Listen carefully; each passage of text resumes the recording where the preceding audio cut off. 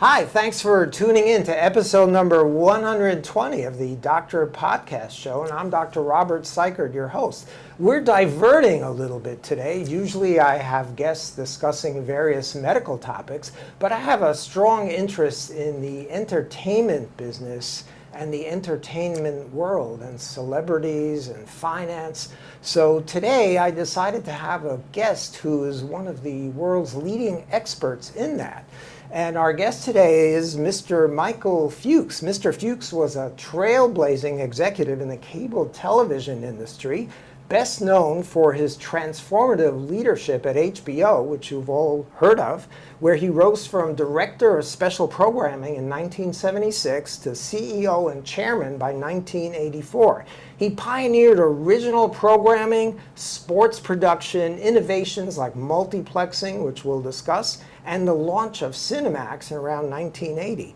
After earning a JD degree at NYU Law School in 1971, Mr. Fuchs began his career in entertainment law at the William Morris Agency, negotiating early HBO deals for comedians like Robert Klein, David Brenner, before joining HBO to shape its identity beyond movies into uncensored, commercial-free content, which was a first. Under his tenure at HBO, he became a powerhouse with signature shows like Dream On, The Larry Sanders Show, Fraggle Rock, Not Necessarily the News, as well as concerts featuring the great Bette Midler, Diana Ross, Johnny Cash, and achieving the highest profit margins in Time Warner through strategies like selling foreign rights and navigating home video impact. He also basically owned the boxing business on HBO. In 1995, he was promoted to head Warner Music Group, but was abruptly fired after 6 months by Time Warner chairman Gerald Levin at the time, amidst clashes during the Turner Broadcasting merger negotiations, executive dismissals leading to all kinds of lawsuits and controversies like dropping the Interscope label over Gangsta rap, which we'll get into in detail.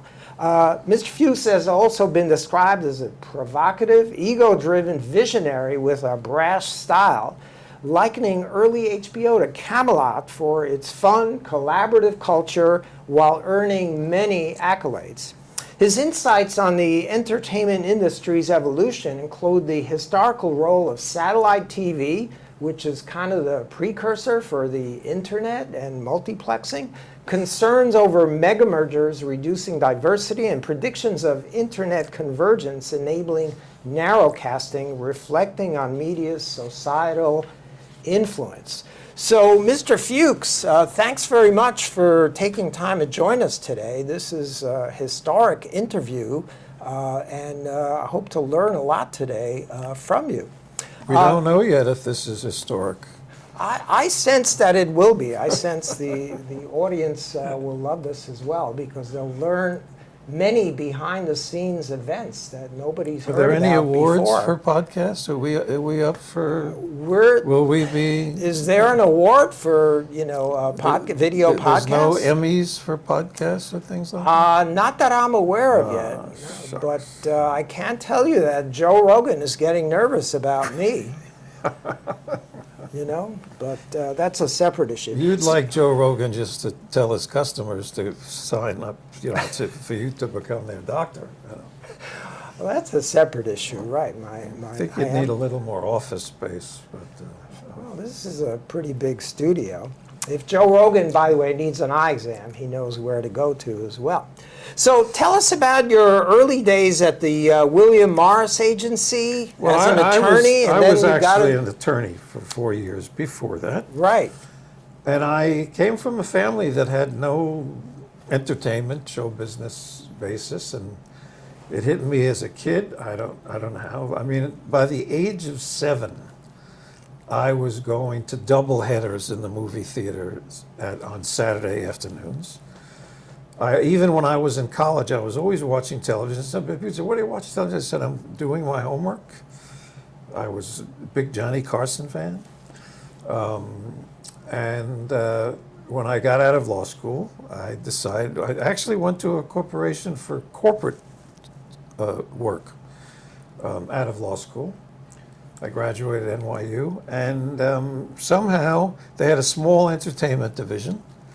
One of the lawyers was one of the early pioneers of entertainment, television law. And I went there, and I remember asking him, his name was Roy Blakeman. I asked him how he was so happy and fulfilled by this. And he just said, something you ought to want in your career. He said, but the interesting thing about my career is when he started, he said television was live.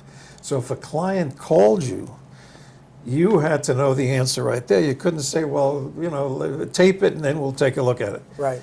So he was obviously very good at what he did. And I remember saying to myself, you better find something. If you're going to be happy, you better find something that, that like what Roy said, that you really love and really enjoy doing. And I was, somewhat lucky to have done that. Wow. So you got there by coincidence. How did that lead to you eventually going to HBO as director of special programming? William Morris was doing a lot of the deals, the early stand-up comedy deals. And I was not happy staying at William Morris. I mean, to me, that's a stepping stone. It wasn't going to be a career. And I gave myself a deadline. If I don't have a more interesting job by October of 76, then I'm going to go to California. And I got the HBO job in August. And the first meeting I went to and the first day in the office, I knew that this was made for me. I knew I was comfortable, like I was home.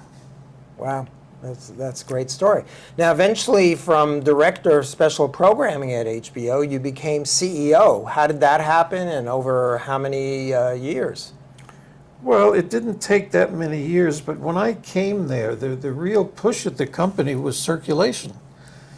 And HBO had, very dodgy, occasionally a program, but we had to play all of Madison Square Garden stuff, so you'd have a dog show on in prime time, or the LA Forum.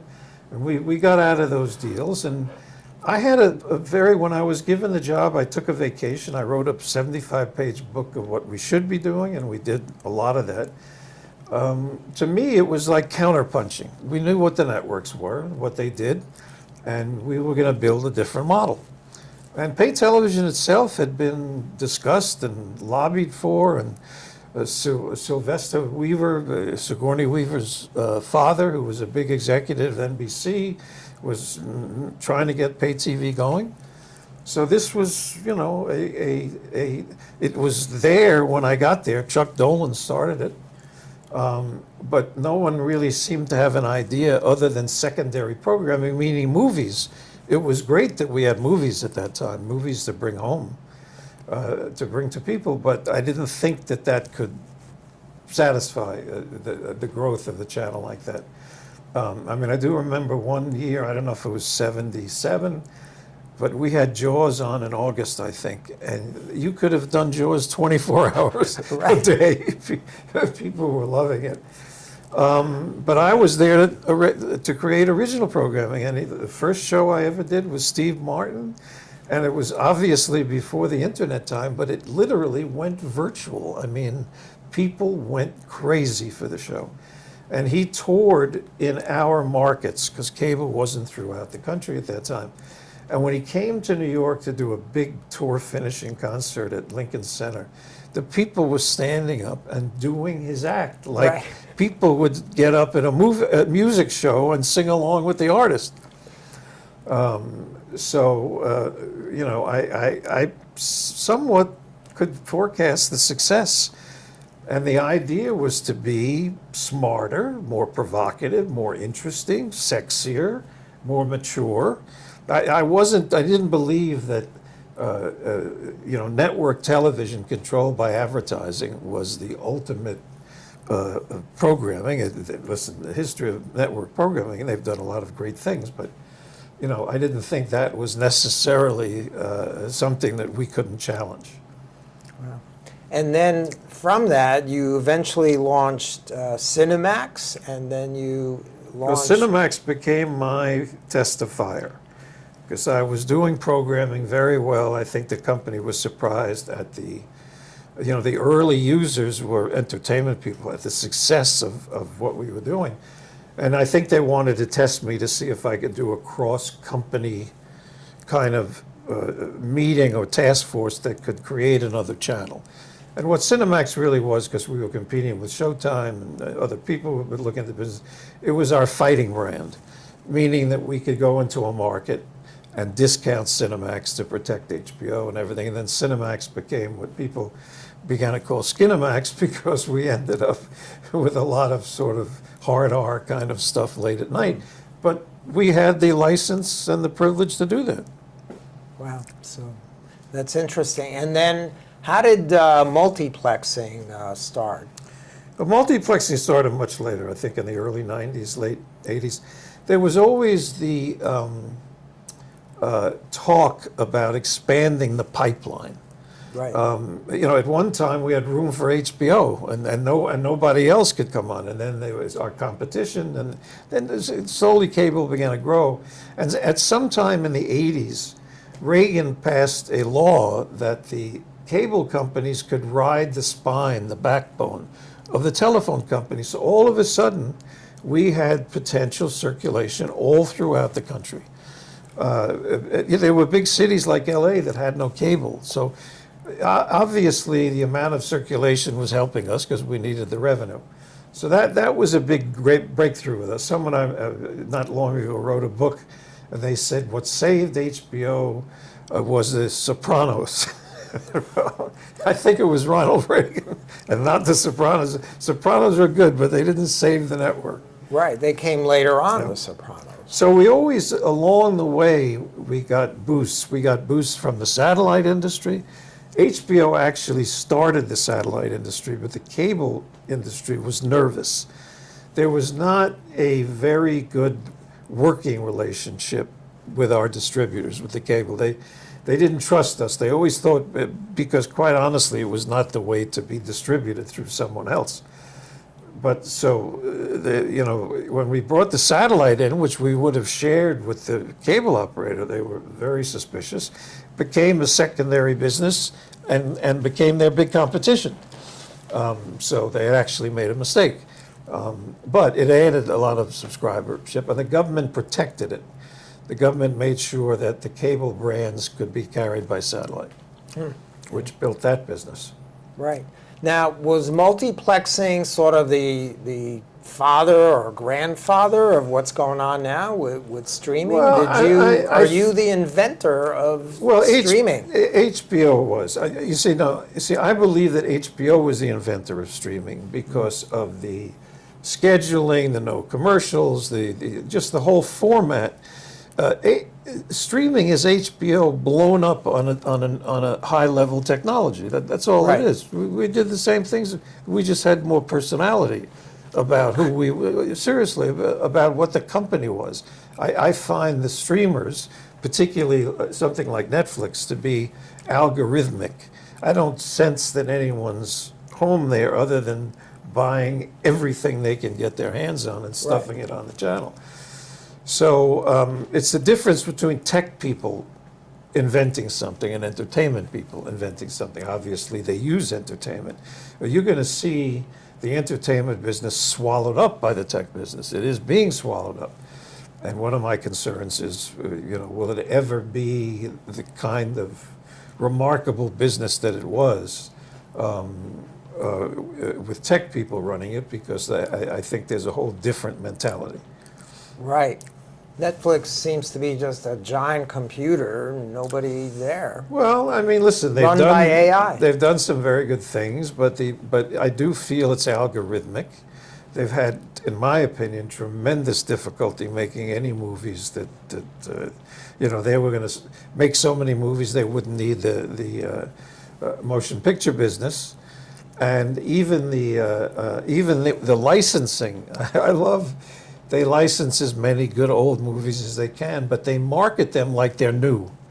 They'll take the artwork, like there was a Brad Pitt movie in Tibet, and he's the whole movie almost, but you'll see the artwork, it'll be a woman. So you'll think it's a completely different movie. I think that HBO had a pure, more creative, artistic approach to this. Less was more to us. The public remembered the great things. Right. The Sopranos, Game of Thrones, all of that. Not that the channel was stuffed to the gills. I think COVID was the greatest free advertising campaign. People were stuck at home. Right. And if there was ever a match for being stuck at home, it was streaming, where you had choice for 24 hours on a number of channels. It was an unbelievably fortuitous epidemic or pandemic. Right. For the streamers. Right, for the streamers and entertainment. So now you were at HBO for many years. You were CEO, head of it, very successful, created all new things, and then you switched to the Warner Music Group. What happened there? Why did that occur? Well, it was originally supposed to be, it was HBO and Warner's, but once certain factions in the company got very jealous of that, it became a little more controversial. I didn't want to make a career out of music, but I had been a music lawyer, and I knew my way around the music business. The music company was not in great shape. There was like a civil war going on. So within Time Inc. and then Time Warner, I was probably considered the best managing asset. HBO was a unique, very successful company where the people were happy. I mean, it was really the other people in Time were jealous of it almost. We put together almost an ideal situation. We were able to attract very talented, smart people. I was put into music, and then it got very controversial. Whatever I did in music, and I'm sort of like a large footnote in the rap business, that had nothing to do with my career ending there. My career ended there because of that old political struggle, and my struggle was with the CEO. And I had been in front of that board too much doing good things, settling the Viacom multi-billion-dollar antitrust suit, the USA conflict, when we were partners with Paramount and Universal, and we had to get out of the deal because we were buying Turner. So I ended up the music deal with Interscope. I ended up constantly appearing in front of the board and settling things that the other Time Warner corporate executives couldn't settle. And I think that was not something that Mr. Levin enjoyed watching. Although we had been quite close for most of his career until he became CEO. So it isn't that I went home and put needles in him and prayed to be the CEO. In retrospect, I don't think Time Warner or whatever it is now would ever have gone through what it went through with AOL and all if I had been CEO. And I don't think a lot of people disagree with that.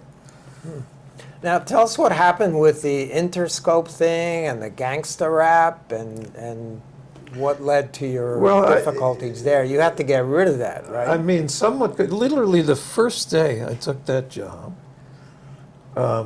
two people, Dolores, there was a black woman, and Bill Bennett's brother, or Robert Bennett's brother, Bill, I think. Bob Bennett did all the big book contracts in Washington for the politicians. They became this sort of Salem witch hunters and came after us. The whole music business was doing rap because Death Row was part of our Interscope deal. That was a music label, Death Row. Yes, and the company panicked a little bit. I remember Levin wrote an article in the Wall Street Journal about First Amendment. This was not a First Amendment. We were not the government. I remember I called Madonna because I didn't want to create a pushback in the music business. And she said to me, she said, "Listen, I have the same trouble in Maverick. I have to turn down some music that comes in. It's too crazy." I said, "Listen, we're Maverick, but bigger. I have the same issue." But the board insisted that it be sold. In fact, there was a woman, Carla Hills, who was Bush's trade representative. who was on the board, said, "Sell it for nothing if you have to." So I said, "I don't think so." Anyway, the sale process was a little nasty. And I knew that the joint venture was very much in favor of Interscope, but they were acting like, oh my God. And I think they already had a deal. And what was happening is we were paying all of the price, all of the cost, and getting half of the revenue. And our other labels didn't like that. They were competing against Interscope, but Interscope was getting a better deal. So, listen, we finally got out of the deal, but in that process, the Interscope people were not very happy, although I don't think they were really mistreated. And now I'm slipping on a name, but Jimmy, Dr. Dre and one of the Interscope guys invented they're now billionaires from Apple, but Right. he became the symbol of what was wrong with me, and I tried to go. Iovine, Jimmy Iovine? Jimmy Iovine, yeah. Right, Iovine. And I tried to go see Suge Knight, who was in charge of Death Row, and that was a very funny episode because he never showed up. Jimmy was taking him around to every delicatessen, so he couldn't meet with me. And that was HBO did a 3-parter on the rap business, and that was sort of a part of it. So I liked the music business, and it keeps you young. Right. And the night we opened the Rock and Roll Hall of Fame, which was many Warner people were very much involved, not me before my time, and HBO did the television show. And that was a weekend. It happened to be a beautiful weekend in Cleveland. To me, walking around backstage with the Hall of Fame of artists, and I got to do that also at We Are the World because HBO did the We Are the World contest, which I think may have been two of the few greatest nights in the history of rock and roll. So whatever happened, I think certainly my career in a way was cut short, but I certainly had a great time, and actually that was the philosophy at HBO in a way. We wanted our people, if they were good, they were going to get rewarded. They got paid better than everyone else. They got to travel. Sometimes we would take people, like a lawyer who never worked on a show, and take them to South Africa to see Whitney Houston so they could felt part of it. And I think that, listen, it's like any other business. Happy people make a better business than unhappy people. Right. We had very happy people. And Right. that was a big concern of mine. I managed down better than I managed up. So, did you say Madonna was conservative about what type of music was on? No. I'm just saying that you're always going to listen. It's a public company, but it's not the government. You're entitled to choose what movies you want to put out, what songs you want to put out. Right. Listen, I never thought rap was such a threat to society. I think it was a little overestimated. To hear Carla Hills talk about rap was a waste of my time. But you live in a big corporation, and you sometimes have to do things you don't like to do. Right. Now, after you got rid of Interscope, were you fearful a little bit about your safety for a while? There was one on the weekend of the Rock and Roll Hall of Fame. I had bodyguards. There was a rumor that Suge Knight, who had been linked to other rather difficult, several deaths. He's in jail now, right? Yes, Yeah. or I wouldn't be talking about him, I can tell you. So, but I managed to survive, and Wow, so you had people protecting you for a while. I think unless you're maybe the president, I think bodyguards are overrated. They didn't seem to. I didn't think it would have been hard to get me if someone really wanted me. Right. Now, tell us about the rise of home video also and satellite and selling foreign rights. How did that make HBO an extremely profitable Well, division? listen, we HBO had a long struggle to get very proud. By the time AT&T bought it, it was the gem in the company, although they didn't know what to do with it. But the things we did were things the television companies do. We did more co-productions.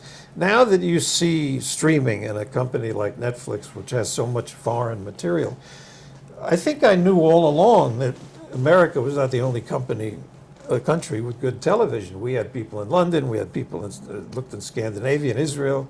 We took a lot of programming. So, we were conscious of doing co-productions around the world with partners, and that was something the networks didn't do much of, and we were always sensitive to, in a sense, distancing ourselves from the network, putting out a different product than the network. There were several times along the way because we had vanguard viewers, which is sometimes good for advertisers to have. And we, at least when I was there, I think there may be some advertising now on HBO, in the streamer. I always turn down advertising. I mean, it isn't a matter of what the revenue flow is. Advertisers have a direct or indirect cultural effect on what you do. I didn't want to be sensitive. There was anything in this business, in the television side of the business, that you wanted to be free, and that was, to me, was pay television. So we never ran into that, which was a blessing. It was great. Right. And the parent company, because they were a publishing company, they really believed, the last organization, I think, that believed in the separation of church and state. We, in the very early days of HBO, we did a series with Consumer Reports, and they did hair bleach. And one of the drug companies had like 67% of the hair bleach company, hair bleach business. And they went to Andrew High School, who was the CEO, a great CEO at Time Inc. at the time. He said, listen, I can't do anything. We don't interfere. We don't interfere with the magazines. We don't interfere with HBO. So it was a great atmosphere. And being in this publishing company, when I came home from a crazy week in California, I'd go to a board meeting and they'd have reporters from Time magazine talking about the elections. I mean, it was really almost like nirvana in terms of the experience. Wow.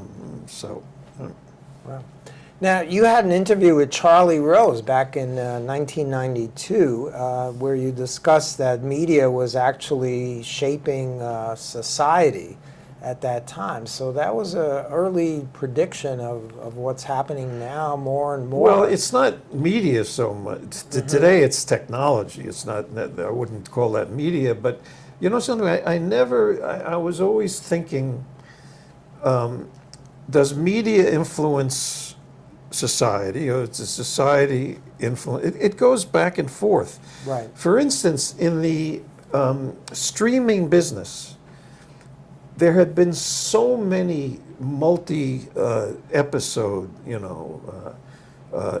shows based on American business. Some of them like Succession and those, or it's the Murdoch family, but billions. But some of the other ones are based on actual, the drug that the Purdue family did, everyone oxycodone. There were 2 or 3 miniseries based on that. So, in a sense, media was following society, following the business world. Right. But then I can remember when Reagan was president, I used to think that the most socially relevant people were the comedians. They were the only ones really speaking out, and. So it bounces back and forth. I think we're in a period right now where this is not the open America that I grew up in. People are very careful.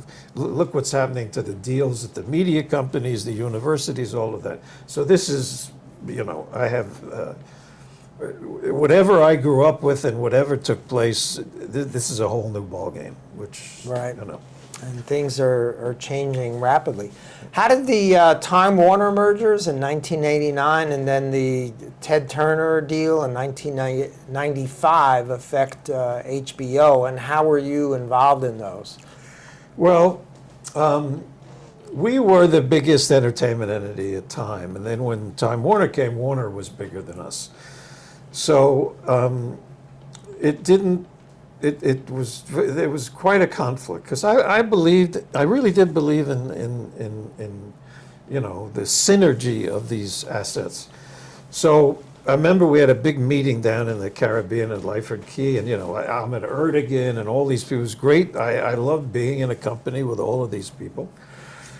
And we were never really able to get, I think of all the companies that were least willing to act that way, the studio. I mean, the studios in Hollywood at the time, now they're under tremendous pressure, were treated like kingdoms. They were the top of the food chain.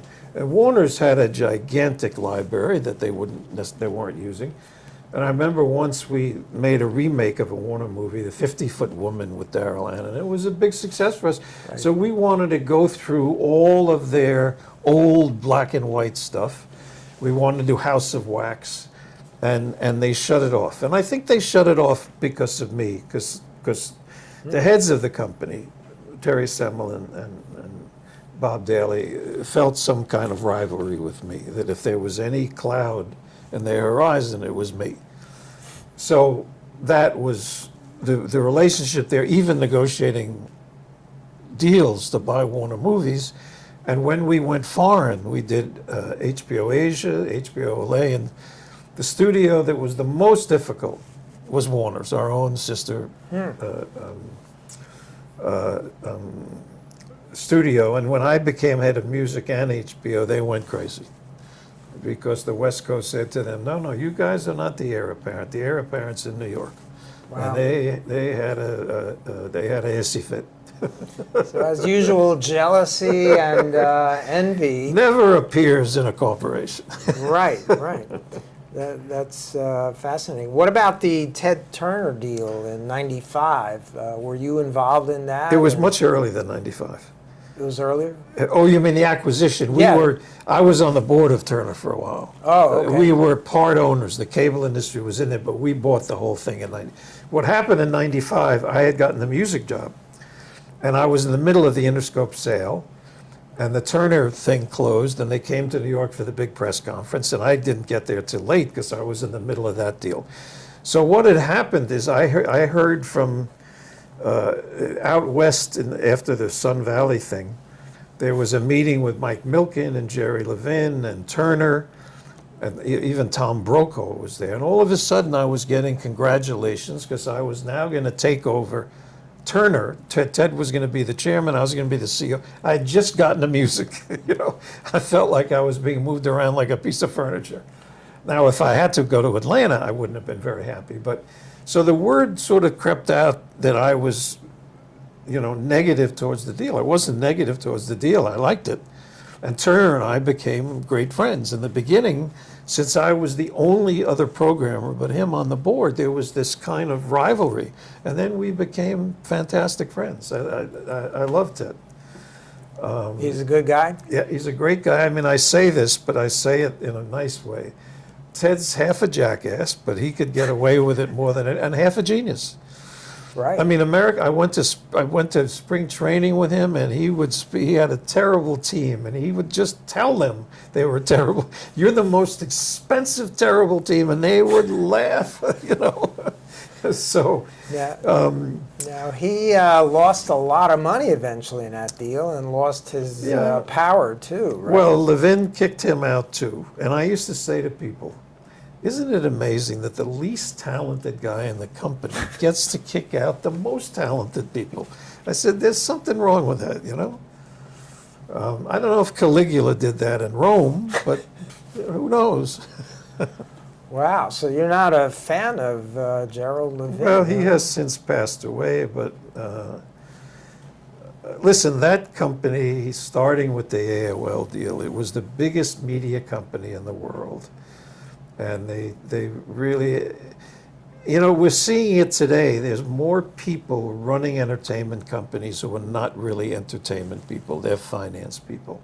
Right. Levin really was not an entertainment person. He was almost like an administrative person. I would liken him to Stalin. Stalin only understood the administration.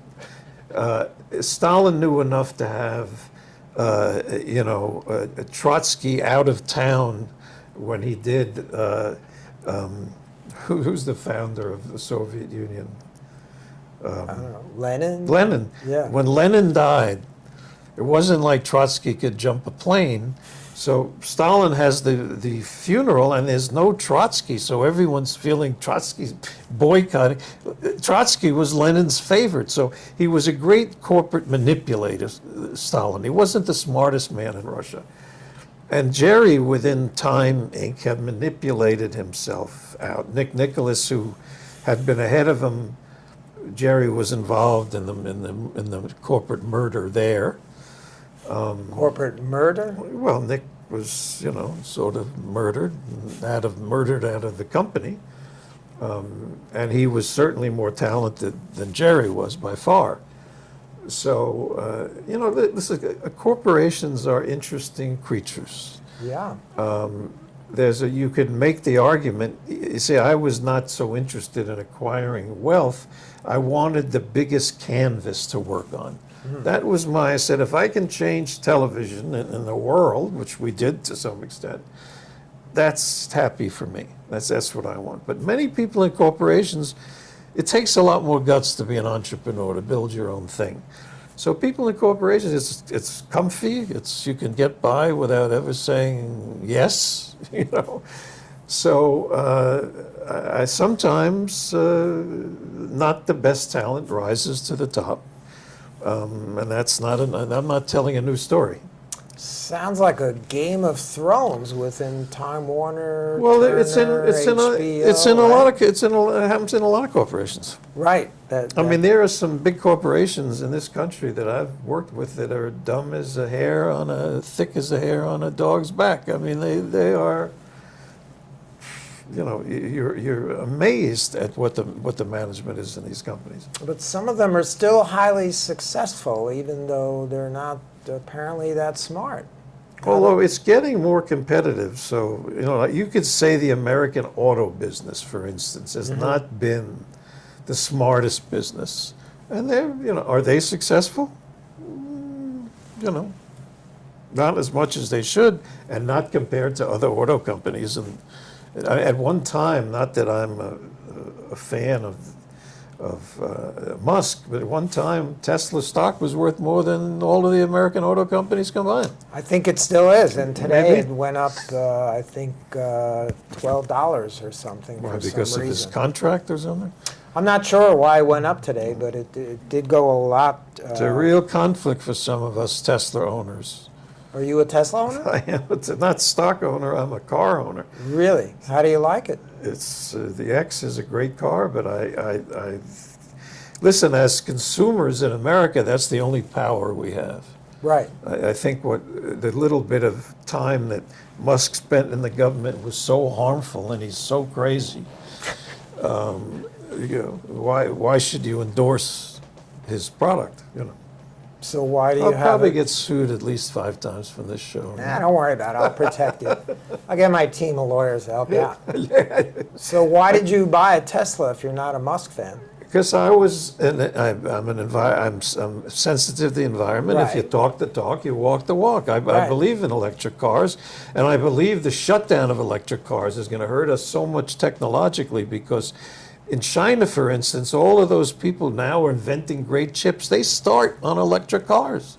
Right. That's the progression. We're shutting down everything because it's viewed as democratic. It's so stupid, the Democratic Party. We're shutting down all the pathways, and that's the way since World War II we have led this world in science, experimentation. If anything was invented in World War II, we broke the codes. The English did too. I mean, Right. And that ability is being shut down, and the long-term effects of that, I can't even calculate. I think it's a temporary shutdown, and I think it will prevail eventually. Today, Ford announced that they're coming out with a new electric car. I'm not just talking about electric cars. Yeah, just... Our agencies were not politicized. This is not what this show was about. Well, we've got till midnight, and people are watching, so not a problem. Now, you predicted convergence of cable and internet a long, long time ago. I think you might be the first person who I'm not predicted sure that. I can claim that, but what I did say, because I was in the music business at the time, I saw technology enter the music business. Right. And it was not a positive development for the music business. For the consumer, it was good because you could buy a single and you didn't have to buy an album. Right, and initially people were stealing them Yep. from... But I also thought at the time that it wouldn't stop at music. And, you know, I sort of, having gone through with the cable industry predicting 500 channels, and we talked about all of what could happen, I understood that if the power of technology and computing and everything got into the video business, got into the picture business, that it would have an enormous impact. Some of it, channels meant more, more variety, more opportunity, more jobs. But what we did was we developed technical companies that are so rich and so powerful that they start to spread their ownership and start to take over other businesses. Right. Now, you've worked with many people. You mentioned some executives and celebrities. Who are some of your favorite collaborators that you work with, both from a business perspective as well as entertainment? Well, early on in my career, Steve Martin's show was a singular. It was almost like, it was like if you were a rookie quarterback trying out in the first game you go out and play and you throw 4 touchdowns. Doing Steve Martin first was beyond, the reaction was beyond what anyone could How did you recognize that he had that ability to do that? You know something? We had the choice of another comedian, a sort of old-time comedian who used to open up for Sinatra. And I knew that Steve on the West Coast had a very hip reputation. So I said to myself, listen, I want this channel to be hip. It doesn't, I don't need a lounge comedian. So You didn't want Buddy Hackett. No, I like Buddy Hackett. No, this guy was no Buddy Hackett. But Steve was, had a little bit of a hot reputation. And I saw him before he went on HBO. He was on Saturday Night Live. Right. And he was in a white suit, and we were shooting a different kind of show. And I remember we told Steve, you're a white guy in a white suit. So I remember he did the show that night in a brown suit. But he was so funny, and I was, I sat through a lot of the editing, and now I'm afraid to give a number. 50 some odd years later, whatever it is, I swear I can still do his act. He's a wild and crazy guy. I can still do some of the pieces from his act. Right. Bette Midler was a great show. She was the perfect kind of entertainer for us. Listen, we got people who were not afraid to appear, but didn't like to do. We got Carly Simon out of retirement. We shot her on Martha's Vineyard. Streisand didn't like doing concerts. We ended up shooting Streisand 3 times. And a lot of the comedians were afraid of giving away their material.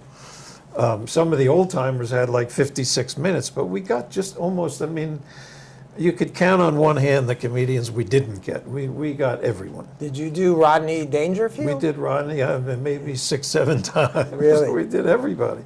George Carlin 12, 13 times. May he rest in peace. Wow. And it was fun for me, and it was a learning experience. In the beginning, I would go on the road, exec produce the shows, watch the money, learn the business. It was, if you're lucky enough to get involved in a startup business, a successful startup business, it's one of the great thrills. And I remember I bought a ping pong table, and people would come in, and we played ping pong and worked on the weekend. And Steve Martin had a line where he's playing the banjo, and then he says that I get paid for doing this. That became a theme inside HBO, that people love their work so much that we would look at each other and say, I get paid for doing this? Wow.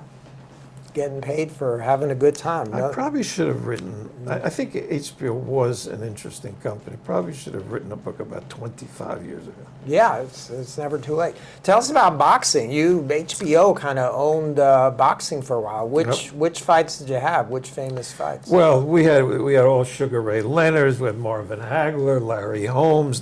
Before I got there, they did Ali in Asia. I forget which Ali, George Foreman, probably the Rumble in the Jungle. Right. And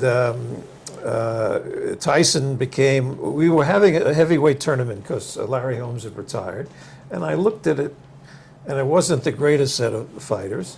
And I heard, because Customato, Floyd Patterson came from New York, from Mount Vernon. I came from Mount Vernon, and Customato was his trainer, and they were up in Albany. And Tyson, at 17, was building this reputation. So I said to our guys, by the time we get this tournament done, this guy could come in and probably beat our guy. Right. So we spent he had very good managers. We spent 48 hours getting him into the tournament. And that's, Tyson emerged as the youngest heavyweight champ ever. And we were involved with him for a very long time until Don King ruined his career. So, although we did business with King, but... Did you have the fight where he bit off the ear? Yes, we did. Yep. Wow. With Evander Holyfield? Yeah. I'm not sure he bit off the whole ear. Just part of it. I was at the fight when the guy took flew into the ring, Listen, as a kid, I went to Patterson, Johansson. I was, You were very into that stuff. That's great. Now, you were a mentor to lots of people, and for example, Jeff Bewkes, who eventually succeeded you. How did you build such great teams at HBO, and even after you left, it continued to get bigger and better? HBO had a very good reputation.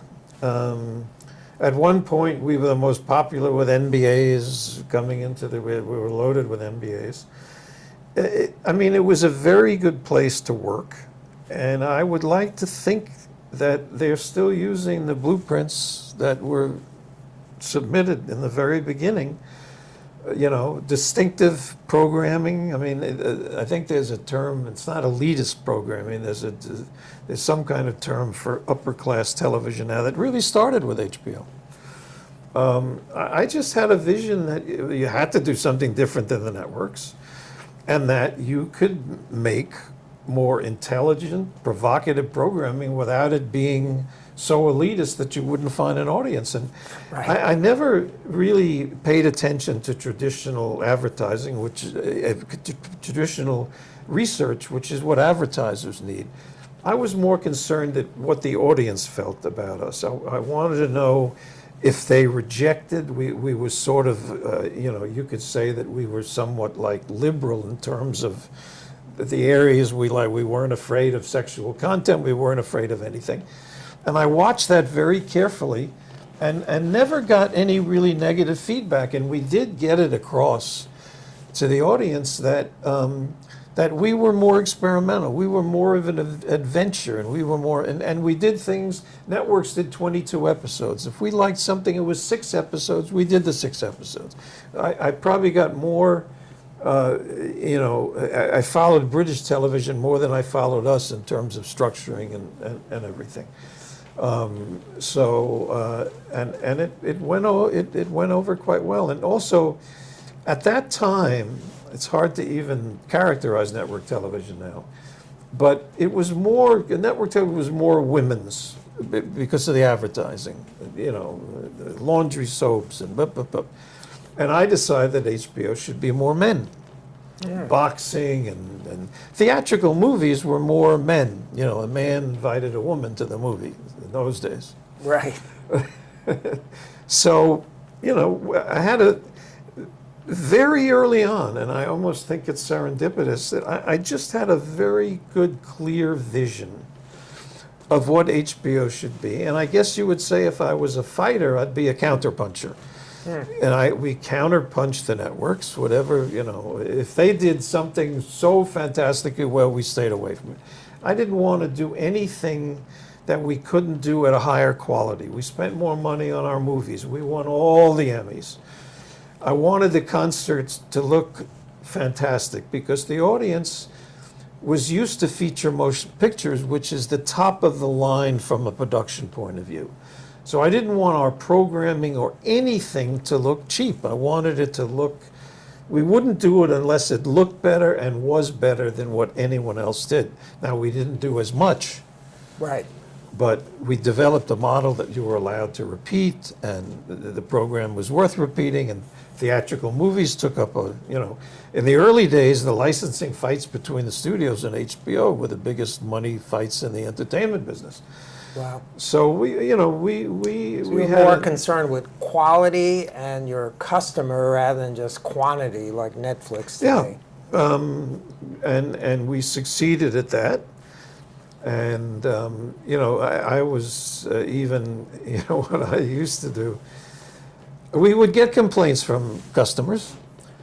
And every time I had like a gap or a half hour, I said, bring me 10 complaints. And I would call people in small towns who had complained. Wow. And say, I'm the CEO of the company. I think you're right. I think I would have a real... And I did it in small towns because I figured the word would spread in a second. And everyone said, the CEO of HBO called me. And so we were, I think we were a smart company. And when we decided to do all these hotel deals around across the country, have you ever driven across country? Small parts of it. It's like an HBO advertisement, every marquee. And, I look back and I wonder if we ever took goodwill on our books because it was a fantastic advertising. We did moderately successful blanket deals with all of the, but if you threw on the effect of all of that advertising, like every hotel is holding out that it has HBO. And so we did, and then casting was Showtime had decided to do a mini pay, and my guys got panicky. And I said, no. And usually we were usually on the same page. I said, now I'm overruling everybody. We're the king. Right. We want more real estate. We don't want less, because if the cable operator gets a mini pay, he'll say, hey, I'll leverage the big guy or I'll drop the big guy. Don't give them a cheaper alternative. And I took 3 of the smartest people in the company and I said, go to work on it. And they invented multicasting. And it changed the whole cable industry. Everyone eventually multicasted. Right. And then the next step became, streaming, obviously. Right, it evolved to that. Now, how did you convince talents like Carlin and Bette Midler and Robin Williams, and you mentioned Steve Martin, to come on HBO? And nobody had ever done that before. This was brand new for them. Because we were a straight-ahead place. There was no censorship. If you have a comedian on and tell them not to use bad language, they're only speaking with half their language. It wasn't just a matter of cursing or anything like that, but we were very good at talent relations. We really took care. We hired a guy named Art Badavis, who no longer is alive, and from NBC, and he was a fantastic talent person. And I had very good relations with the talent. I remember someone told me that Steve Ross used to say Michael Fuchs would be my successor because he knows what to do with talent. So we had a very good reputation, and also we were doing good material. So it attracted talent, and they got paid well.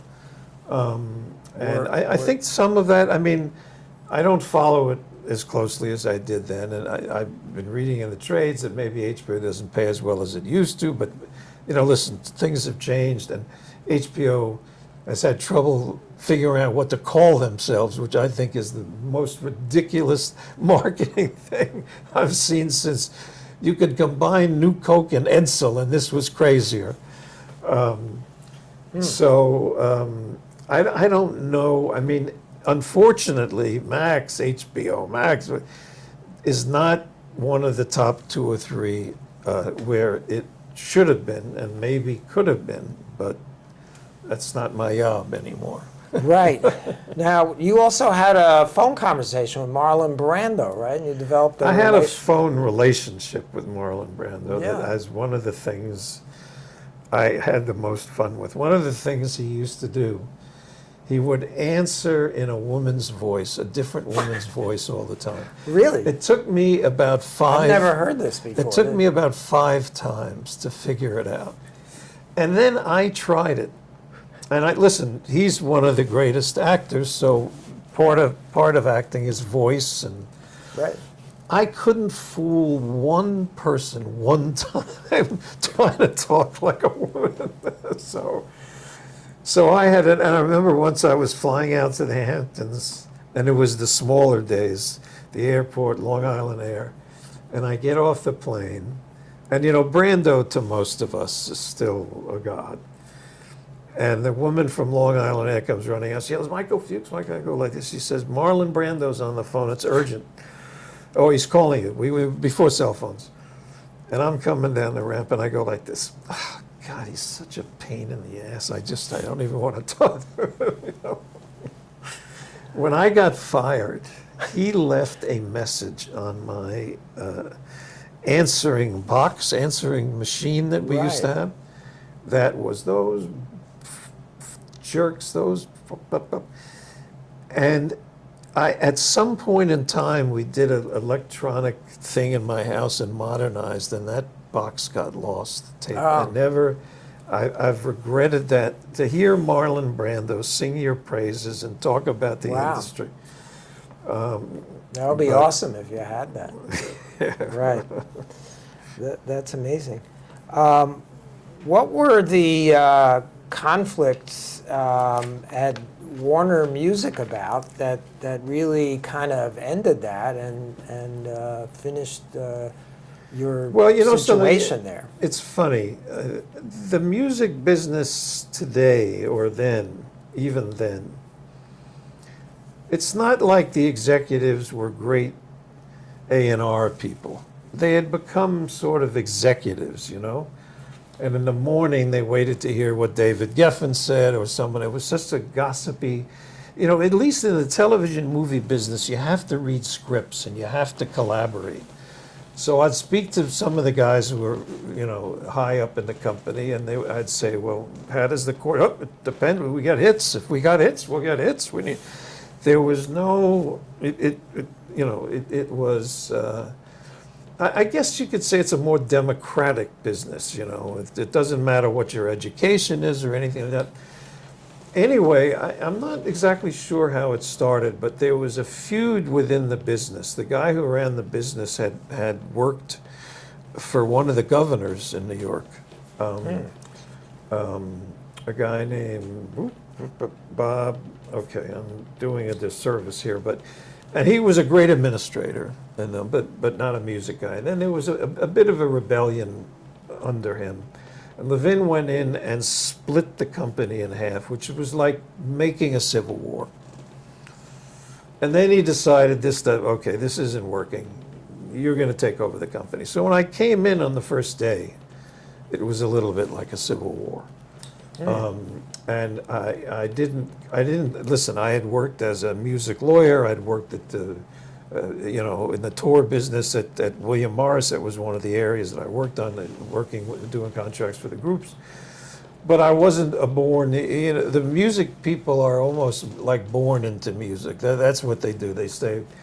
So in the television business, there seemed to be more loyalty to the company. In the music business, there was loyalty to your contract, So it was far less disciplined and a little crazier. And quite honestly, the music business had a much more of a criminal background. There'd been much more opportunity to be dishonest in the music business. So you had to worry about that all the time. I remember at Time Warner, if there was like a questionable expense or someone used the plane, they'd say, book it out of music, because no one, So I walked into a very hostile environment. Chaos. And I'm not a blushing violet. I think I'm capable of running companies. And it got very confrontational. And then the rap thing hit. One thing after another. Yeah, and I was firing people. The company was, not doing what it should have been doing. And it just got a little bit crazy, but that really had nothing to do with my career there.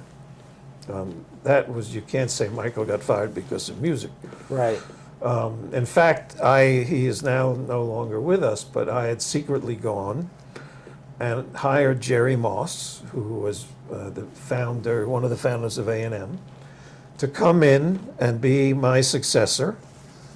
You know, first start on the West Coast with Warner Brothers Music, which was one of the most prestigious labels in all of the business, and then to take over. Jerry was already a financially totally independent guy. So I had a scheme in which to recreate the company, but that didn't matter. It was purely Levin and me. And I remember reading in Time magazine, our own magazine, late in the summer.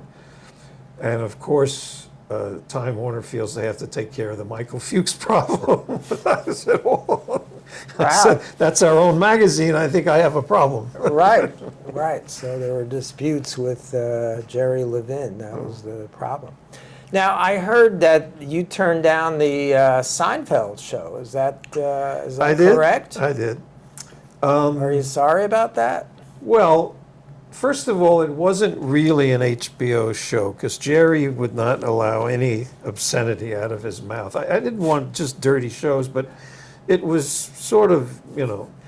And in the beginning, the show was not, Jerry came out in front of the red curtain, and it took a long time to get traction. It took a couple of years before it took off. Castle Rock was involved. Rob Reiner sent it to me, and I looked at it, and we had just started the the Shanley show, right, which was a real breakthrough kind of show.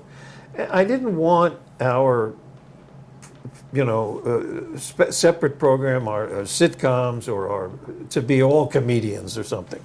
You know, I wanted to branch out more than that. So they had done 4 episodes. NBC had turned it down, and they sent it to me. And I turned it down, and Brandon Tartikoff picked up the 4 as a favor. And it took about 4 years for them to get traction, and then they took off. So when I was at HBO, I didn't watch any network programming. I didn't want to be polluted by the network programming. Wow. And then when I left, I began to watch Seinfeld, and I loved it. I mean, it was absolutely fantastic, and still is. Right. So I guess in retrospect, I think we would have tried to make a little bit more of a provocative show out of it, but, you know, I mean, we had Jerry as a stand-up. I knew him. I remember I had my kids with me at a show, and he'd come up and say, "Oh, your father started my career," and you know, we did every comedian we did. But it is, I mean, to see its popularity even today, after all that time, is extraordinary. Yeah, I still watch it often. We were indirectly involved with Friends, because Dream On was done by the people who eventually did Friends. Oh, really? And I thought they were terrific, and I didn't want to lose them. So the show was produced by Universal, but then Paramount got a look at it. So there was going to be some competition for the producers. So I went to Les Moonves at Warner's at the time, and I said, you know, "Have you seen Dream On?" He said, "No." I said, "Well, take a look. Those people are very good." And it ended. So I said to him, "Listen, Les, all I want is 1 year with them as our advisors. They don't have to completely produce the show. There were 3 of them. But I want to keep the show going." So it turns out Les gets them, screws me on the deal, and that show made him, because he then sold it to Warner Brothers from NBC, or from Warner's. He then eventually ended up but that's how he got his reputation, because it was such a big show. He eventually wound up at CBS, I think, right? Yeah, he did. I mean, but he sold the show from Warner's to NBC. And, you know, we were the progenitors of that show. Wow. So you could have had so Seinfeld and Friends. We had, we ended up finally going into some kind of network stuff. We didn't have enough money to do heavy deficiting, but we did Everyone Loves Raymond, which was, awesome. with David Letterman's company, and that show made a ton of money. So I would like to say that we had some pretty good taste, Yeah, even if we moved outside of our, base business. Right. Now, you've mentioned a lot of celebrities and executives. You mentioned the celebrities. Well, and the we both kind of talked about them. Do we talk about this when I'm getting an exam? Is that how you got this information from me? I did some research for a few minutes. Have you had any interactions with celebrities or executives that aren't publicly available that you want to tell us about today? What, do you want me to out some people or something? Well, tell us some interesting stuff. We've got tens of millions of people watching this program. I didn't work with everyone, but I worked with, I'll tell you some of the most fun I had in the beginning. Yeah. Was when I went to Paris and Las Vegas and did every girly show. It was a giant for us on television at that time. Oh, really? Yeah, it was to go to Paris and hang out all day with naked women on a stage. It's. When I was at William Morris, I had, I think, a $25 expense account, which allowed you maybe to take a taxi back and forth in there. And immediately when I went to HBO, I remember sitting at the pool at the Beverly Hills Hotel, and there were the papers used to love in California in the front page to show the snowstorms in the east. It was always Buffalo. Buffalo had 41 inches today. And I'd be sitting at the pool living at a great hotel, and I would say to myself, you get paid for doing this? There was such a change. Just in treatment of people. And I had a lot to do with that. The HBO people lived, I told them this, if we succeed, you will live better, you get paid better than all your friends in the rest of the business. I was head of the compensation committee at Turner, and let me tell you, my people got paid and treated a lot better. I freed the slaves down in Turner. So you created and then you enjoyed it. That's great. Yeah, but it was, it was incentive, and everyone then wanted to work for HBO, and if you talk to my generation, the people who were there about their time at HBO, not the time in their life, their time at HBO, they say it was the best time they ever had. Wow, that's great. Nothing better than that. Didn't have trouble recruiting people. Speaking of celebs and execs, what do you think about cancel culture? I don't, listen, on the sex front, this has been a long time coming. As a former lawyer, it happens usually without a trial or something. In some of the more serious cases, it's been a trial. But I personally know Woody Allen, and I feel badly that I think it was the HBO documentary that sank him, because he cleared inspection in New York State, cleared it in Connecticut.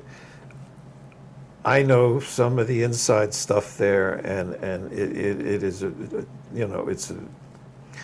not just it's not. I do not believe that he really did anything that called for this, and we are forgetting that he is one of our greatest filmmakers, and I felt that was an example of a serious breach in that cancel culture.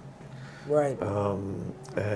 Listen, I don't know a better system unless it's so severe. Listen, he in a sense went to court. He did. Right. And not convicted.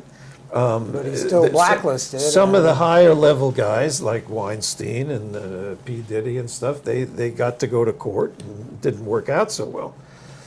But, and then it's, now we have a different environment, and a lot of that has sort of gone away. So you look back on it, it's a strange chapter. Right. Did you work, you mentioned Weinstein, did you work with him at all?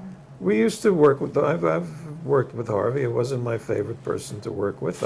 I was on the board of IMAX twice, and I ended up in a situation where the CEOs, they were joint CEOs, couldn't, in a sense, Bruce Wasserstein, who is no longer with us, controlled the company. It was a public company. And he decided to bring Harvey in to do all the programming, which was a ridiculous idea. And the CEOs couldn't fight it, so they turned to me. I was on the board, and they said, we want you to represent us and go up against Harvey. And we had certain rights as board members, and I was the one that went up against Harvey, and and got rid of the issue. And there was one funny episode that it's a little too crazy to talk about on air. Yeah, you can tell No, us. no, I know it's okay for me to talk about it, but you wouldn't talk about it if you were me. All right. So I knew you had to respect Harvey for what he did, certainly in the beginning. He read, he made good movies, and then he got drunk and they began to make big movies, and then everything went crazy over there. So, it's a seductive business, so you gotta stay strapped in a little bit. Right. So where do you think things are headed in the next 5 or 10 years in entertainment, streaming, things like that? Unfortunately, I think streaming has pretty much crushed the entertainment business as we knew it. The Bible in the entertainment business was something called windows: the theatrical window, the pay-per-view window, or the not the pay-per-view window, but the DVD window, the pay-per-view window, the pay television window. So this 7-layer cake is what kept everyone alive in this business, kept network alive, kept us, everyone. And streaming has come in and basically crushed it. And streaming is not making the same kind of money in its totality. It must, that all of these businesses, the cable business, the content business, I'm not talking about the ISP business, but the content business of cable has been crushed. The network business is nothing like what it was. Right. Certainly pay-per-view and all of that. I mean, it really, I've never seen quite a financial analysis of what it was at its heights compared to what it is now. You could almost look at the record business, what technology did to the record business. The record business doesn't make nearly the kind. It's in Time Warner, it was the best cash-on-cash business. And now it's a touring business, which the record companies can't control, so it's been flattened out. And I do believe that these institutions behaving properly with the right motivation helped America become the entertainment kings and spread all around the world and told the American story. And I think they're under jeopardy, and there's too many financial people running entertainment companies. The two do not mix. I understood HBO's finances very well, but I'm not a finance person. That's not my mentality. My first look at the entertainment business is a creative look at the entertainment business. I know how to run a business. That I'm okay at. But when I see these people come out of a financial world and their decisions really are totally, I know there is no business like show business, but there's some truth to that. It's rather unique. It's not a tire business. And the tech business is, efficiency in the tech business is getting rid of people. When an Amazon can say, our AI project, we can get rid of 15,000 people like they deserve a reward.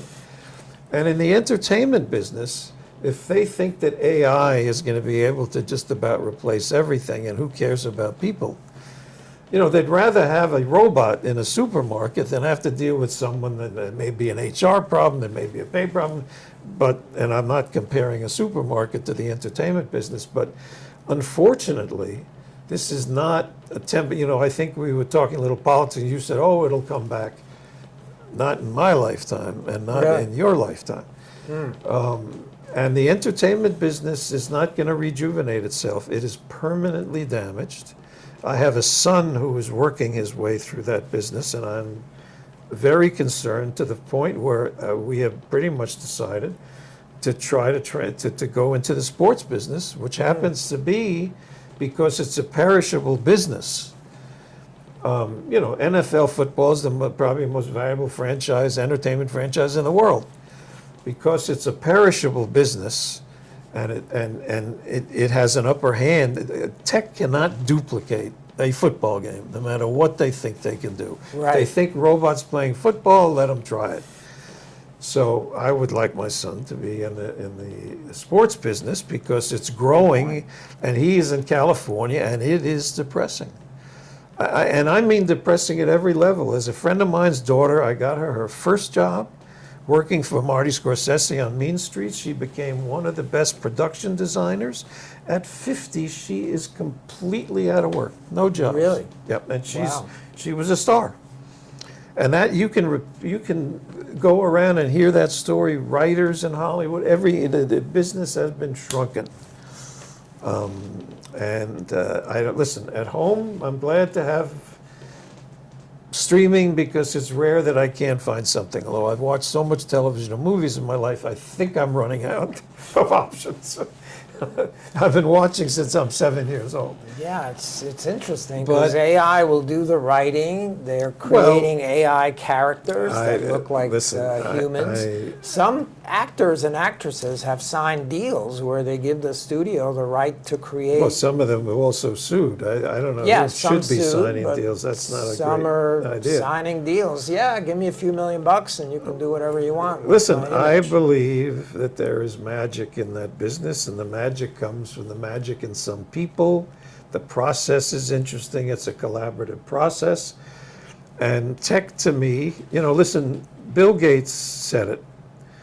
He's disappointed with he was a pioneer, and he said, we thought that distributing information on an efficient, inexpensive basis was fantastic. Right. The leadership in the tech business is quite disgusting, in my opinion. And I think that the weaponization of the tech business, whether it be politics or AI or whatever is going to happen, I bet no one has made account of how many small businesses have shut down and stores have been shut down, whether it's through Amazon or whatever, for the sake of the livelihood of this country.